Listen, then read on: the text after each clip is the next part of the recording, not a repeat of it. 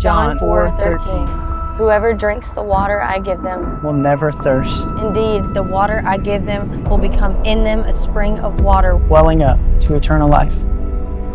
This need for living water, this hunger and this passion to go deeper, we ask, what do you want us to do? And this is what he said.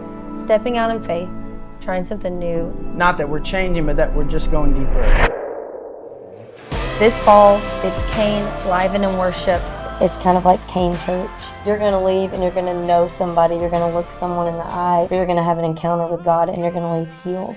You're going to leave changed. We got an amazing worship leader for each weekend. We won't ever be in that city, in that night, with those people ever again. God is coming to that city with one word and one voice. Something special is going to happen.